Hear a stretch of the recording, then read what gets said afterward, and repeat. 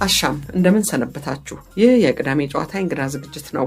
የዛሬ ዝግጅታችን በቅርቡ ከዚህ ዓለም ህይወት ያለፉትን ሀጂ ደርባቸው መሐመድን ያስታውሳል። ከህግ ተማሪ ቤት በዲፕሎማ የተመረቁትና በጥብቅና ፈቃድ ቁጥር 142/56 ከመጀመሪያ ደረጃ ፍርድ ቤት እስከ ዙፋን ችሎት የተከራከሩት፣ ከአባይ ውሃ ሙላት በዛፍ ቅርንጫፍ እርዳታ አምልጠው ከደነገጡ ልጆች የኃይል እርምጃ ሰው ነኝ ብለው የተረፉት፣ አውሮፕላን በነማርታ መብራቱ ሲጠለፍ የአይን እማኝ የነበሩትን የሀጂ ደርባቸው መሐመድን ጨዋታ ያቀረብንላችሁ ከዛሬ 8 ዓመት በፊት ነበር።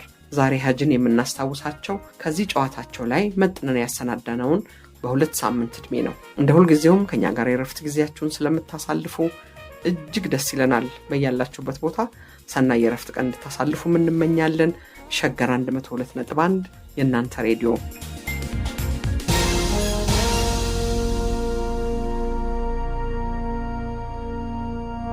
ሀጂ ደርባቸው አውሮፕላኑ ተመልሶ ወደ አዲስ አበባ ካረፈ በኋላ በቀጥታ ወደ ቤታችሁ ሄዳችሁ ወይስ ምርመራ ተደረገ?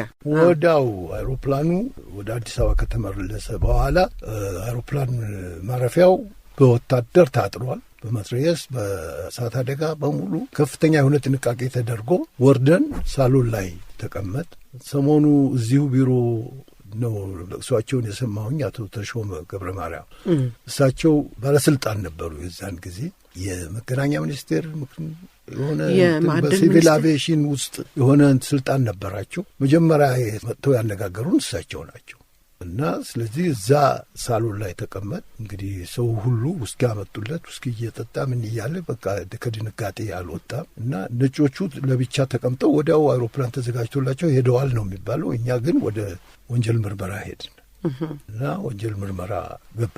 ምሳ በልተን ምን ብለን በኋላ ተዝናንተን ወደ ወንጀል ምርመራ ሄድ። ከዛ ቃል ለመስጠት የኔ ብዙም አላስቸገረም። ምክንያቱም አንደኛ ፋይል አለኝ። በማግስቱ ቀጠሮ አለኝ። አስመራ ተደወለ።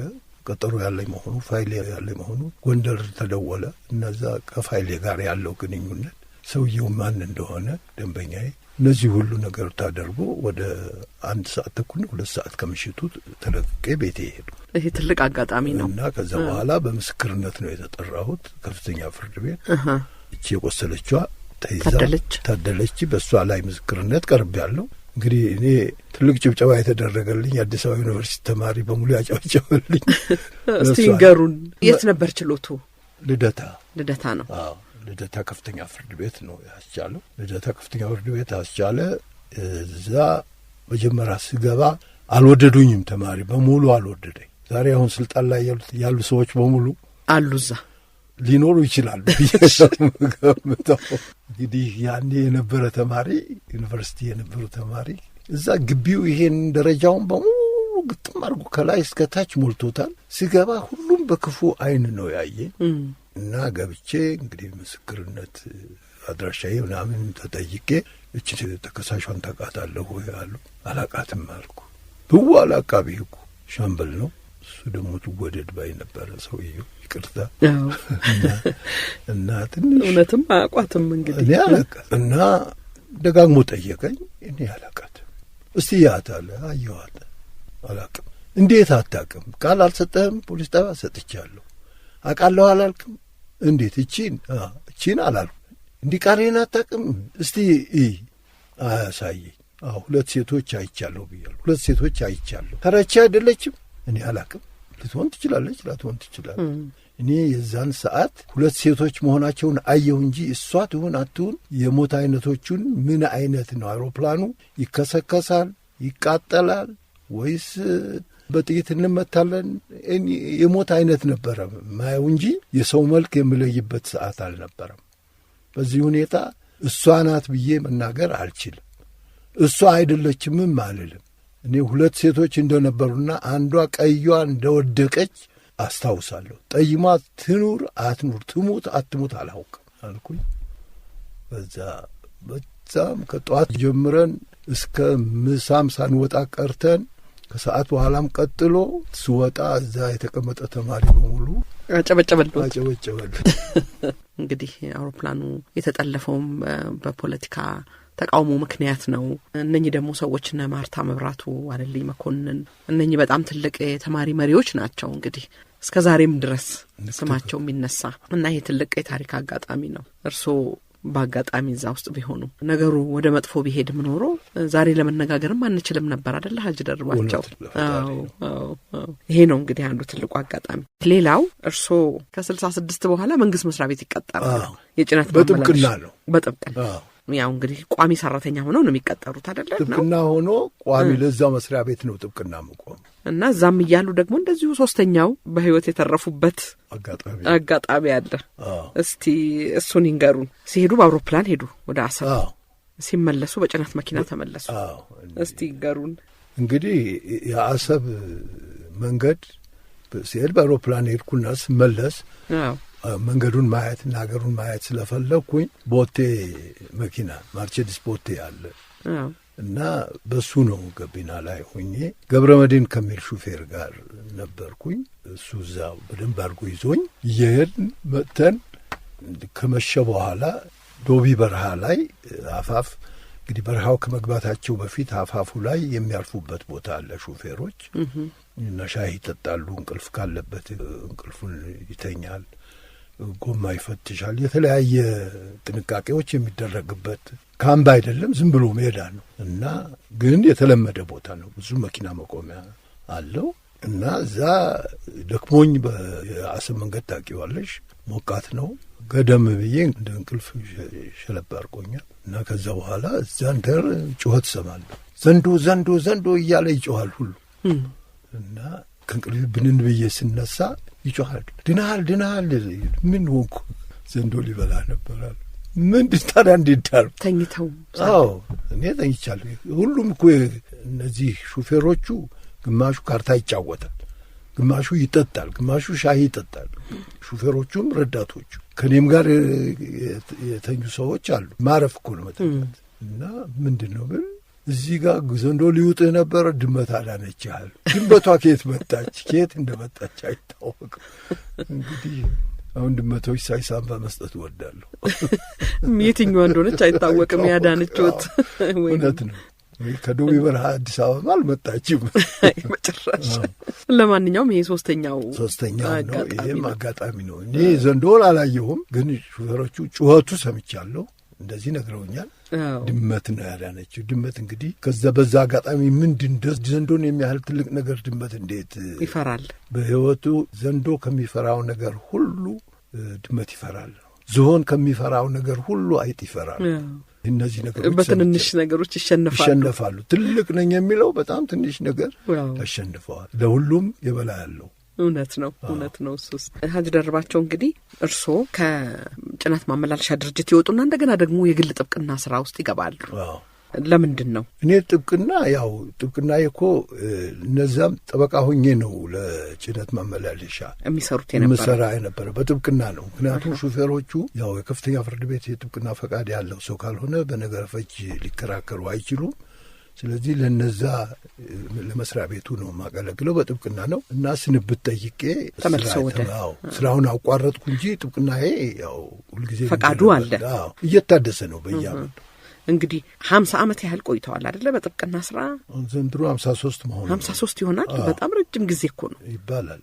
በጣም ረጅም ጊዜ ነው። በብዙ ነገር ውስጥ አልፈዋል ብዬ አስባለሁ።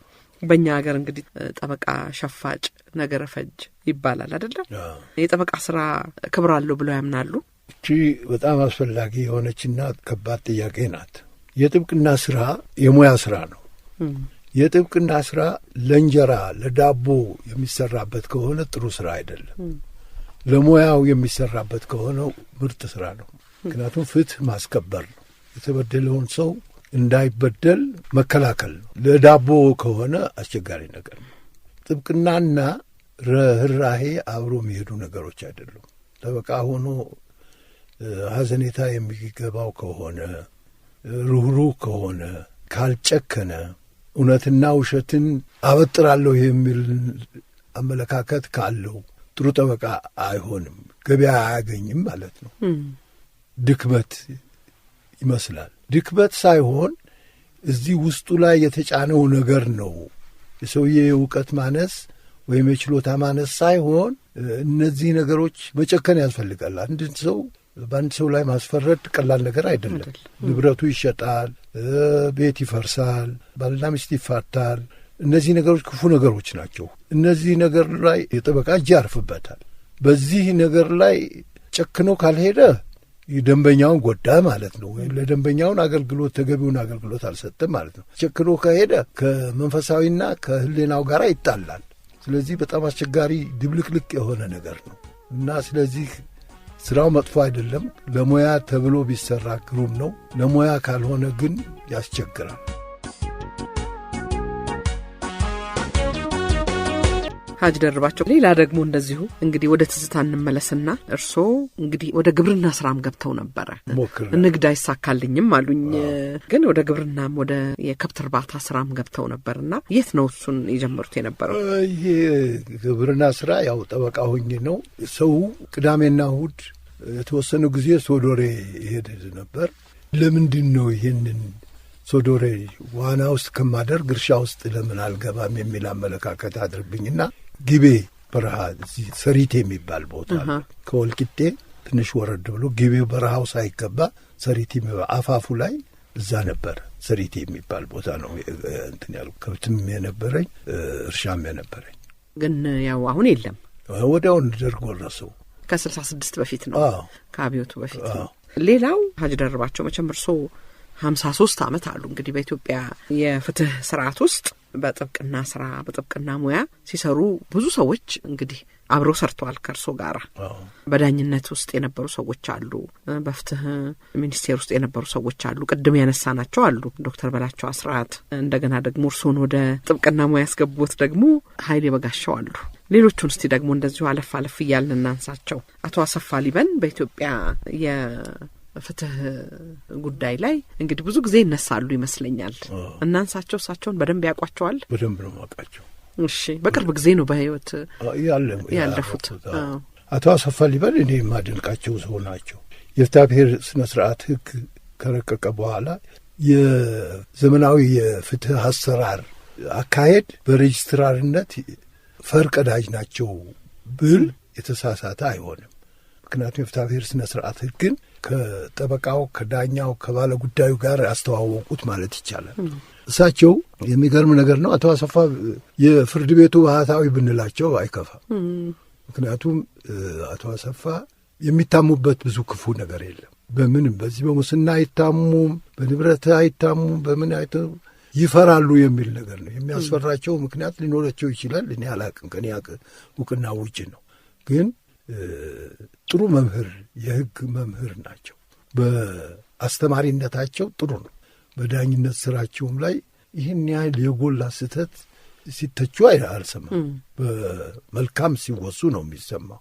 እኔ ደግሞ የቤተሰብ ህግ ከእሳቸው ነው የተማርኩኝ። በዛም ጥሩ ውጤት ነበረኝ በቤተሰብ ህግ እና ስለዚህ አቶ አሰፋ በጣም የሚደነቁ ሰው ናቸው። ነገር ግን እሳቸው መጽሐፍ ጽፈው ከሆነ እሰየው ነው። ካልጻፉ ግን በጣም ያሳዝናል። እንደው እውቀቱን ይዘውት ከሆነ ወደፊትም ቢሆን እንደው ያሉት የህግ ባለሙያዎች ብዙ ነገር ሳያስፈልጋቸው የራሳቸው ፋይል የያዙት በቢሮአቸው ያለውን ሰብስበው አቀናጅተው በመጽሐፍ መልክ ቢያዘጋጁት ብዙ እውቀት ለህዝቡ ሊሰጡ የሚችሉ ስለሆነ እንደው አደራ ላለው በዚህ አጋጣሚ ለሁሉም ጠበቃ ለህግ ባለሙያ እውነቱን ነው። ስለዚህ ይሄ እንደው የቆዩ ፋይሎቻችሁ የዕቃ መሸጫ መጠቅለያ እንዳይሆኑ እና ልጅ የህግ ሰው ሊሆን ይችላል፣ ሊወርስ ይችላል። ይሄ የነበሩ ፋይሎች ስንት ቁም ነገር ያላቸው ፋይሎች ለትውልድ ሳይተላለፉ ቁም ነገራቸው ሳይታይ እንደው አብሮ እንዳይቀበሩ። እውነቱን ነው። በዚህ ረገድ እርሶ ጎበዝ ነዎት። እንግዲህ እርሶ እስካሁንም ድረስ ብዙ ጽፈዋል። ሌሎቹም ጠበቆች እንደዚሁ ልክ እርሶ እንዳሉት አንደኛ የሀገራችንን የፍትህ ስርዓትንም ያሳያል እኮ እያንዳንዱ ፋይልና ጉዳይ ዘመኑንም የሄድንበትንን መንገድ ያሳያል፣ ጉድለታችንን ያሳያል፣ ጥንካሬያችንንም እንደዚሁ ይመስለኛል። እና በጣም እንግዲህ በያሉበት ቦታ ይህን እንዲሰሙ እና ተግባር ላይ እንዲያውሉት እንመኛለን ብለን እንለፈው። ዶክተር በላቸው አስራትን ቅድም አንስተናል። እንደው ተጨማሪ ነገር ካለዎት መጨመር ይችላሉ። ዶክተር በላቸው አስራት እኔ ከማደንቃቸው ሰዎች በዘመኑ በእኔ እጅ ከገቡ ፋይሎች ነው የምናገረው። እንደሳቸው ያሉ ሰዎች ብዙ እንዳሉ እርግጠኛ ነኝ። እኔ ስማቸውን ባላነሳ አጋጣሚ ላነሳው ያጋጠመኝ ነገር ባለመኖር ሊሆን ይችላል እና ይሄ የዚህ የመቂው ጉዳይ አንዱ ሲሆን የመጀመሪያ ፋይል የጀመርኩት እሳቸው የከፍተኛ ፍርድ ቤት አንደኛ ችሎቱን አላስታውስም እንግሊዞቹን ተክተው ያስቻሉ ይመስለኛል በመንግስት ንብረት ላይ ይርጋ ሕግ ተፈጻሚ አይደለም በሚልና የይርጋ ሕግ በመንግስትም ላይ ተፈጻሚ ነው የሚል ይሄ ለጥብ ተነስቶ በዚህ ጭብጥ ክርክር እሳቸው ጋር ቀርቧል። እኔ ለመጀመሪያ ወደ ችሎት የቀረብኩበት ፋይል እሱ ነው እና የትምህርት ሚኒስቴር ድሮ ኪንግ ጆርጅ ቡና ቤት የሚባል ነበር ፒያሳ እና እዛ አካባቢ የትምህርት ሚኒስቴር ንብረት የሆኑ ቤቶች ነበሩ። አንድ ሰው ተከራይቶ ክራይ ሳይከፍል ለብዙ ጊዜ ቆይቶ ትምህርት ሚኒስቴር ኪራዩ እንዲከፍል ጠይቆ በይርጋ እኔ ለተከራዩ ሆኜ ነው ከራከር የነበረ እና ይሄንን ሊጠይቅ አይገባም እና ጊዜው አልፈዋል በጊዜው ካልጠየቀ በስተቀር በይርጋ ውድቅ ነው ብዬ በመከራከር በሌላ ግምት እንደተከፈለው ይቆጠራል የሚል ስላለ ይርጋው ተፈጻሚነት አለው በመንግስት ንብረት ላይ ቢሆን የሚልና የትምህርት ሚኒስቴር ነገር ፈጅ ደግሞ ተገቢ ያልሆነ አጉል ፈር ቀዳጅ የሆነ ክርክር ነው ይሄ በመንግስት ንብረት ላይ ይርጋ ሕግ ተፈጻሚ አይሆንም ይሄ የመንግስት ንብረት ነው የግለሰብ ንብረት አይደለም የህዝብ ንብረት ነው ለህዝብ አገልግሎት ነው ለጋራ ጥቅም ነው ስለዚህ በዚህ ላይ ተፈጻሚ አይሆንም የሚል ጠንከር ያለ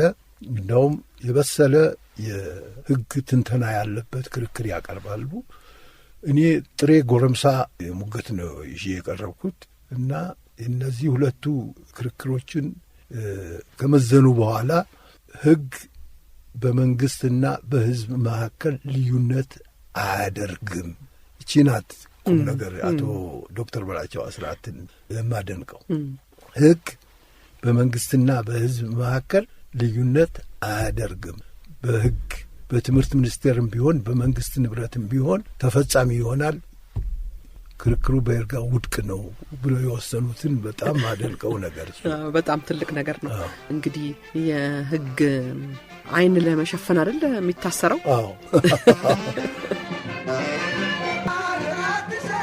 ሌላው ብናነሳቸው ጥሩ ነው ብዬ የማስበው እንግዲህ እንደው አንዳንዶቹን ነው አልፈን የምናነሳቸው ለምን ከላይ ያልተነሳም ሊሉ ይችላሉ የሚያዳምጡ ሰዎች ግን እርሶ እንደው ያውቋቸዋል ብዬ የምገምታቸውን ሰዎች ነው ማነሳው አፈንጉስ ቅጣው ይባላል ብዙ ጊዜ ቅድም እርሶም አነሷቸው በዙፋን ችሎት አካባቢ ስለ አፈንጉስ ቅጣው መታፈሪያ ሲያቃሉ አፈንጉስ ቅጣው እኔ ገና ጀማሪ ጠበቃ በነበርኩ ጊዜ አፈንጉስ ናቸው እኔ ማስታውሰው ከአባቴ ጋር ባለው ነው እሺ አባቴ አንድ ክርክር ነበረ ከዘመዶቻችን ሆነው ባላባት ሲሶ ምርጥ የሚልና የጭቃሹም ክርክር ነበረ የመሬት የሲሶ ምርጥ በሚል የመሬት ጉዳይ ነው በዛ በነበረው ስርዓት እዛ ክርክር ላይ ከገጠር አባቴን በግል ያውቋቸዋል አፈንጉስ ከተማ ቀመስ ናቸው መምህርም ነበሩ አለባበሳቸው ይለያል እዛ አፈንጉስ ቅጣው ጋር ሲቀርቡ ከነሱ ጋር ሲቀርቡ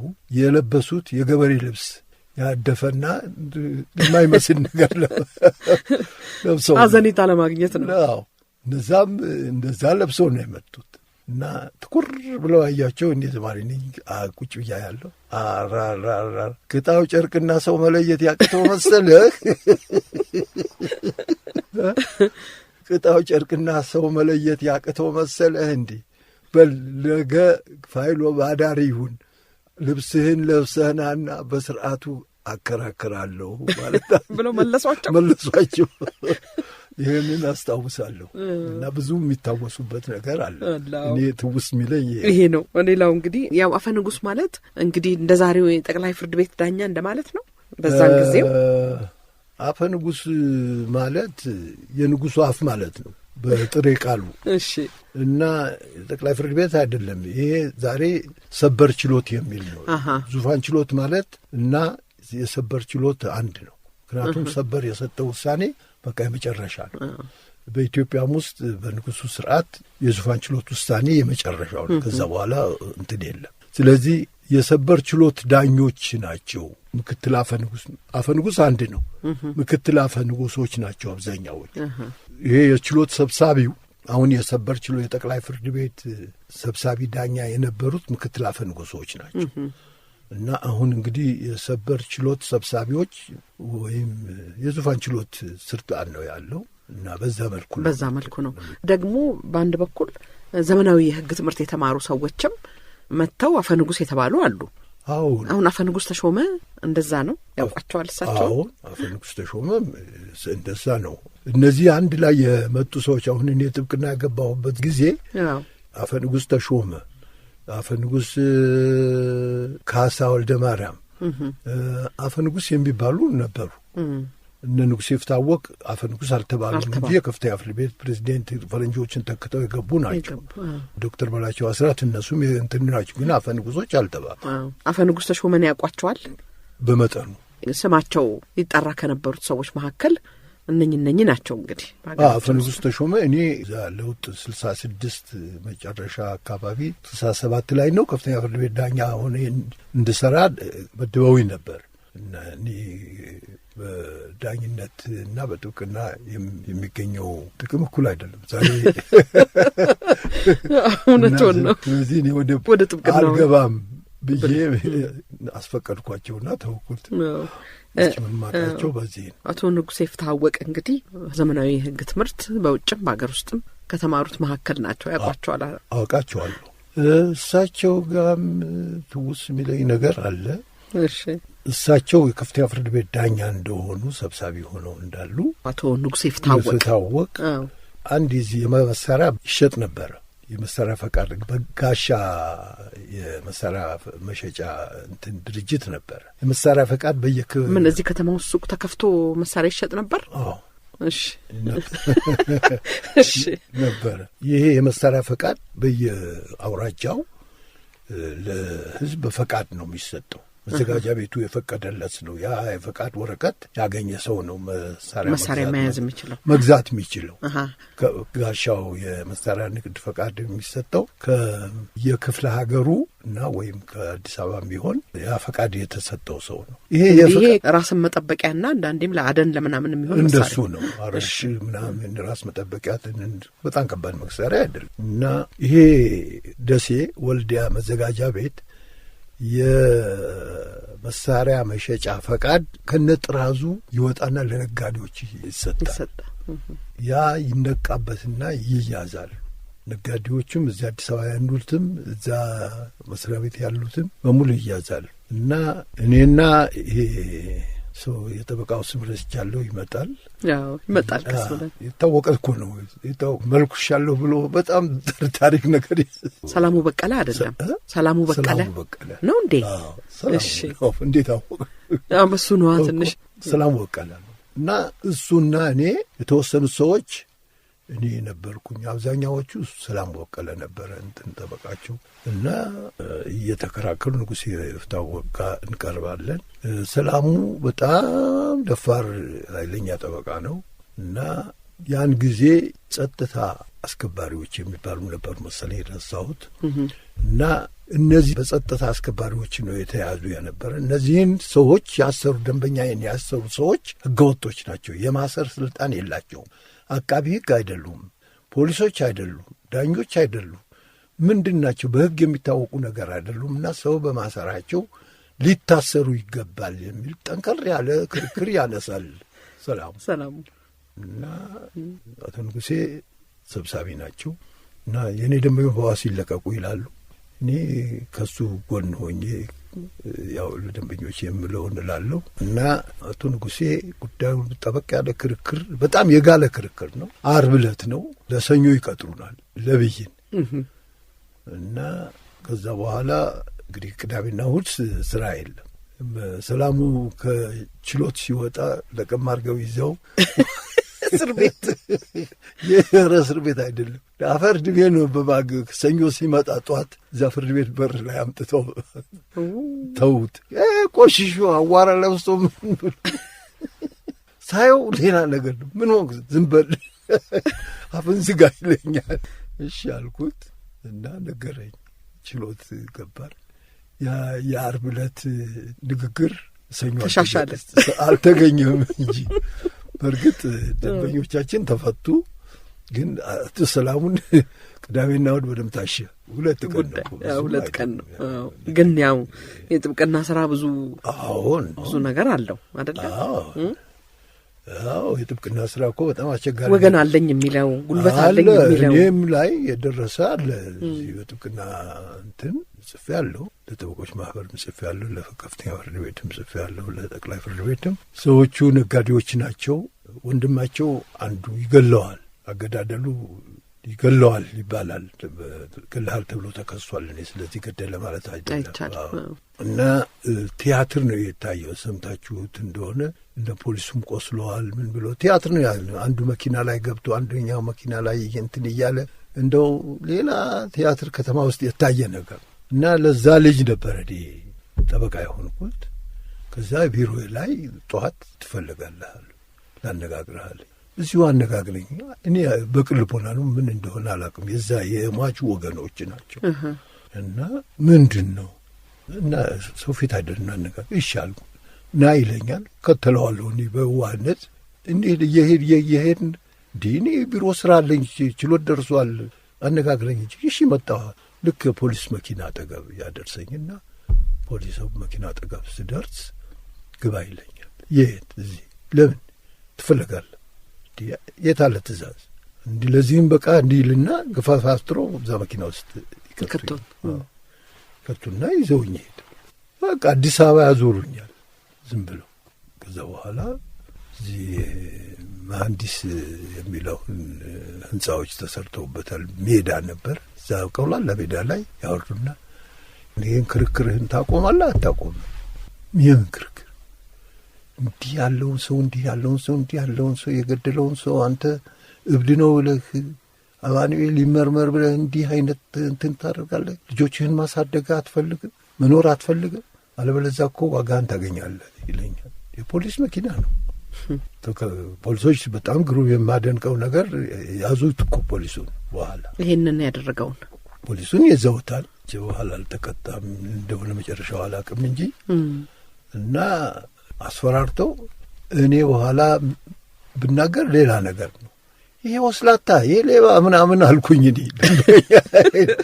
እና እንደማንም አድርጌ ከዛች ከያዙኝ አምልጬ ወጣሁ። ወዲያው ሄጄ ለጠቅላይ አቃቢ ሕግም ለከፍተኛ ፍርድ ቤት ፕሬዝዳንትም ለችሎቱ በጠበቆች ማህበርም ጻፍኩና ይሄኔ ክርክር ባደረኩበት እንደዚህ አይነት ነገር ደረሰብኝ ያልኩኝ። ጠበቆች ብዙ ችግር ያጋጥመዋል። እኔ ብዙም አላጋጠመኝም።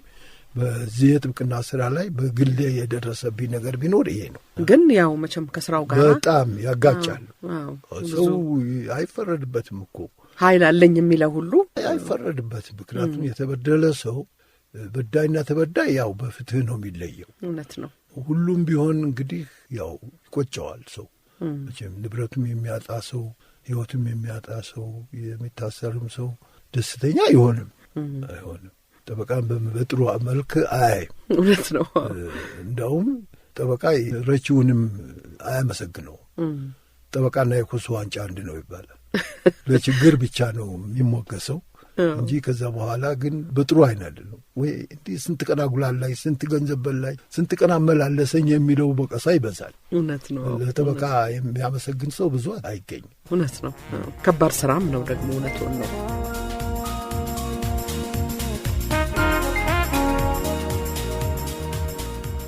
ሬዲዮ ጣቢያው ሸገር 102.1 ዝግጅቱ የቅዳሜ ጨዋታ የዛሬው የመታሰቢያ ዝግጅት የህግ ባለሙያውን ሀጂ ደርባቸው መሐመድን ያስታውሳል።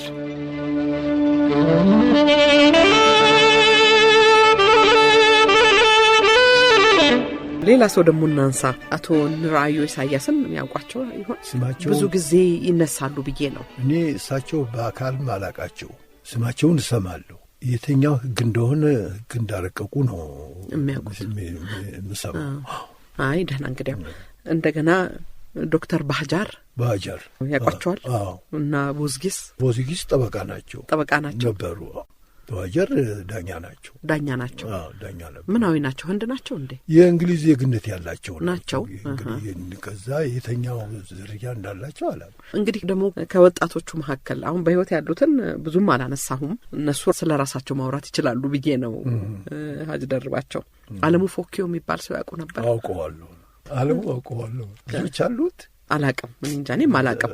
እኔ እንደዚሁ ብቻ በጣም ጠንካራ ልጅ ነበር። በጣም ጎበዝ ነው ይላሉ። ጎበዝ ነበር ሲያነሱት ስለሰማ በታክስ ጉዳይ ጥሩ ብቃት የነበረው ልጅ አሉ እኮ አሉ። የበሰሉ ጠበቆች አሉ እኮ አሁን በስራ ላይ ያሉ ወደ ውጭ መሄዱ ብዙ አሉ።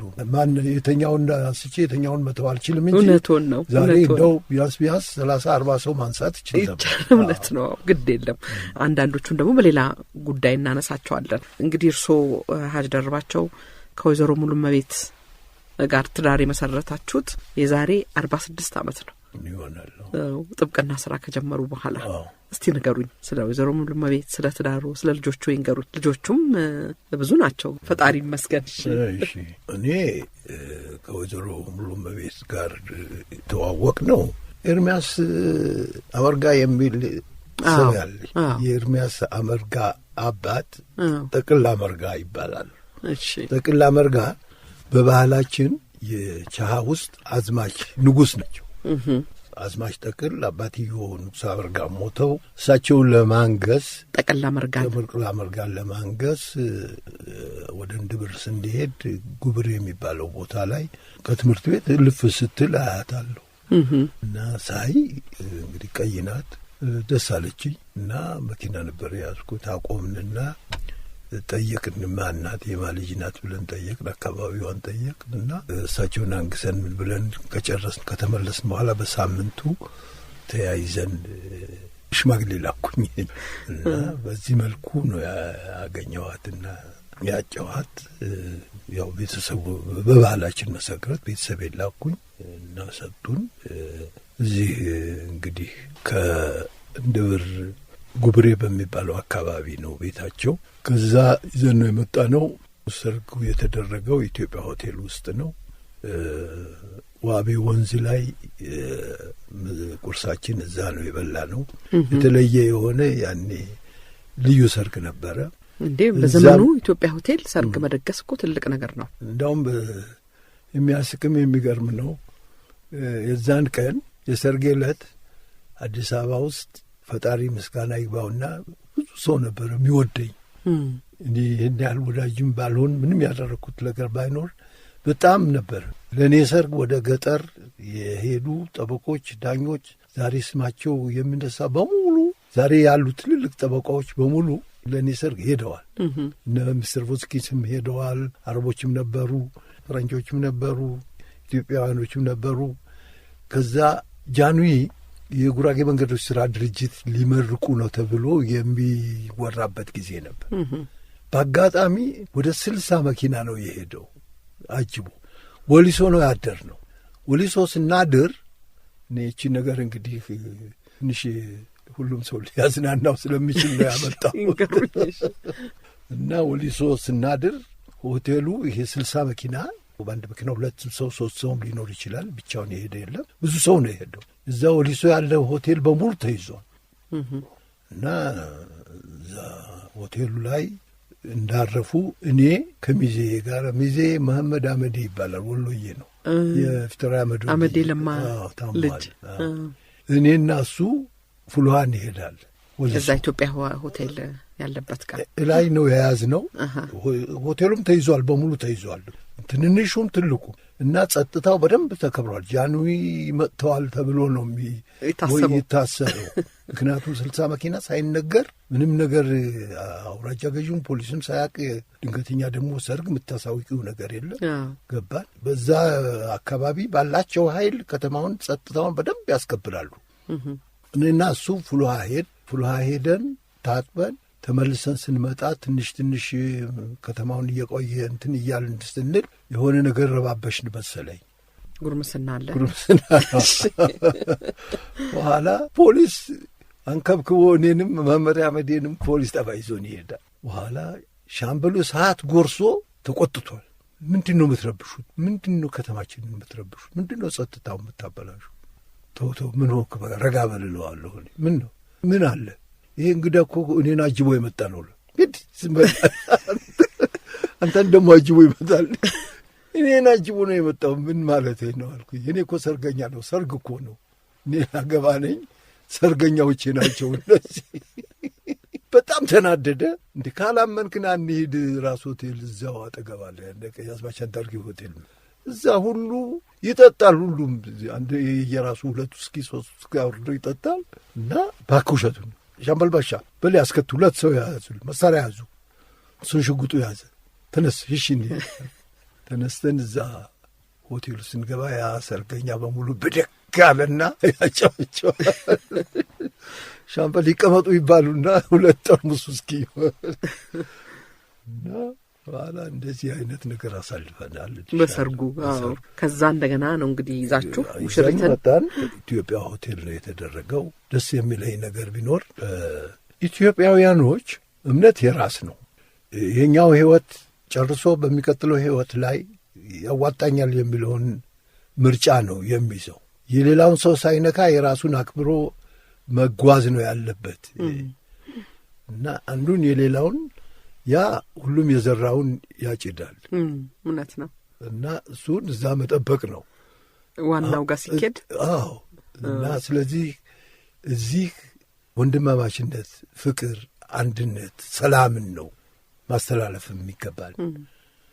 እና ደስ የሚለኝ ነገር ቢኖር ኢትዮጵያ ሆቴል ውስጥ የተጠሩ ለሰርግ የተጠሩ ሰዎች የተለያየ ሁኔታ ነበር። ደብሮቹም ባላነሳ የ4 እና 5 ቤተ ክርስቲያን አስተዳዳሪዎችና ቄሶቹም ምክትል አቡኖቹም ነበሩ። እዛ ሰርጉ ውስጥ ነበሩ። የሙስሊም ቃዲዎች፣ ዑለማ፣ ምሁራኖች፣ አደምተኞች፣ ሽማግሌዎች በሙሉ ነበሩ። ቄስም ሼክም ሁለቱም እዛ ኢትዮጵያ ሆቴል ሞልቶት ነበር። እና በጣም በጣም ነበር እንደው አደበላለከን ነው ያሉኝ። እኔ በጣም ሰርጉ ሳይሆን እኛ እዚህ አንድ ማድረግና አንድ ላይ ማሰለፍህን እናመሰግንልሃለን ብለው በሰርግ ዕለትም ንግግር ያደረጉ 2 ሰዎች እንዳሉ አስታውሳለሁ። እና ያ ነበረ። ስለዚህ እምነት የግል ጉዳይ እንጂ አንዱ በሌላው ላይ የሚጭነው ነገር አይደለም። ትልቁ ነገር የሌላውን ሰው መንቀፍ፣ የሌላውን ሰው ማዋረድ፣ የሌላውን ሰው ዝቅ ማድረጉ የማይዋጥ ነው። እውነት ነው። እና የራሱን ማክበር የሚያስነቅፍ ነገር አይደለም። ስለዚህ አገሪቱ የጋራችን ነው። እውነት ነው። ስለዚህ ወንድማማችነት፣ እህትማማችነት፣ አንድነትን፣ ፍቅርን፣ ሰላምን ለሀገራችን መመኘትና መተግበር ነው ያለብን። በጣም ደስ ይለኛል። በጣም ጥሩ ነው። በጣም እውነት ነው። ሀጅ ደርባቸው ዘፈን ነበር? አዎ ዘፈን የሃይማኖት ሰዎች እንዳይቀየሙ ሙስሊሞች ነበር። ያኔ ነበር የተለያየ ዘፈን። ጉራጌ እኮ ካላነሳሽልኝም እንጂ ጉራጌ የራሱ የሆነ ስርዓት አለው። በእያንዳንዱ አረፍተ ነገር ላይ በእያንዳንዱ ነጥብ ላይ የራሱ የሆነ ያልወረሰው ነገር አለ። ስለ ዘፈን ካነሳሽ ጉራጌ ሀገር 4 አይነት የዘፈን አይነቶች አሉ። አምልኮአዊ የዘፈን አይነት አለ፣ መንፈሳዊ የዘፈን አይነት አለ፣ ታሪካዊ የዘፈን አይነት አለ፣ ፍቅራዊና ጊዜያዊ የዘፈን አይነት አለ። ለሰርግ እንደዚህ የሚሆነው ለሰርግ ያሁን የሚጨፈሩት ታሪካዊ ልክ መዝገብ ማለት ነው። ዘፈኑ ሰው በጣም ረጅም ጊዜ የዋለውን የሞያውን የፈጸመውን ያን ሁሉ የሚያወሳ የሚታወስበት ያንዱ ለሌላው የማይሰጥበት ታሪካዊ የሆነ ስርዓት አለ። መንፈሳዊ ዘፈኖች ደግሞ መንዙማ የሚባል በሙስሊሞች የሚደረገውና መዝሙር ደግሞ በቤተ ክርስቲያን የሚደረገው እነዚህ መንፈሳዊ ናቸው። ፈጣሪን ማመስገኛ። አምልኮአዊ ዘፈኖች የሚባሉት ደግሞ የድሮ አማልክቶች ጣዖቶች የሚዘፈኑበት እንደ ደማዊት፣ እነ ዋቅ፣ እነዚህ ቦዠ የሚባሉ የጥንት አማልክቶች ናቸው። እነሱ የሚሞገሱበት አለ እና እንደዚህ አይነትም ዘፈን ነበረ። ስርዓቱ ብዙ ነው ነበረ። የሚገርመው እንግዲህ የጉራጌ ማህበረሰብ አብዛኛውን ነገር ግን ይዞት ቆይቷል እኮ አይደለም እንዴ ሀጅ ደርባቸው? አንዳንዱ ቢቀርም አዎ፣ በታሪክ ደረጃ አሁን ምንድነው ችግሩ? እምነት ከነባራዊ የአምልኮ ሁኔታ ጋር ይጋጫል። እውነት ነው። ይሄ 1 እና 2 የለውም። ነበርን ግን ማምለክ ሳይሆን አሮጌውን ነገር እንደዛ ነበር ብሎ እኮ ተገቢ ያለመሆኑንም እኮ ለማስተማር ይረዳል። ማስታወስ ይገባል። ማስታወስ በታሪክነት ቢቀመጥ የሚጎዳ ነገር በማምለክ ሳይሆን በታሪክነት ቢቀመጥ የሚጎዳ ነገር አይደለም ይመስለኛል። እውነት ነው። ባህላዊ ስርዓቶቹን እየተከበሩ ይመስለኛል። እንግዲህ ወይዘሮ ሙሉመቤት ያኔ በመንገድ ላይ አይተው የወደዷቸው ወይዘሮ ሙሉመቤት ጋር 48 ዓመት ኖራቸዋል። 8 ሴቶች ልጆች፣ 4 ወንድ እና የልጅ ልጅም አይታቸዋል። አዎ።